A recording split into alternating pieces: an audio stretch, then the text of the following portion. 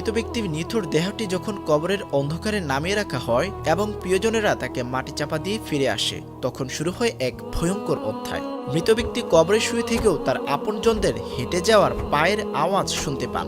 যখন শেষ ব্যক্তিটিও তার কবর থেকে 40 কদম দূরে চলে যায়, তখন কবর তার দুই পাশের মাটি দিয়ে এমন প্রচণ্ড এক চাপ দেয় যে তার বুকের এক পাশের পাঁজরের হাড় অন্য পাশের হাড়ের ভেতর ঢুকে যায়। এই কঠিন চাপ থেকে কেউই রক্ষা পাবে না।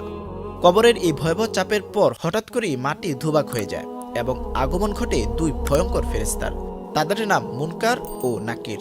হাদিসের বর্ণনা অনুযায়ী তাদের অবয়ব অত্যন্ত ভীতিকর, গায়ের রং নিকষ কালো, চোখগুলো যেন আগুনের গোলা এবং কণ্ঠস্বর বজ্রপাতের মতো গর্জনকারী। তাদের হাতে থাকে বিশাল এক লোহার হাতুড়ি, যা দিয়ে পাহাড়কে আঘাত করলে তাও ধূলিকণায় পরিণত হবে।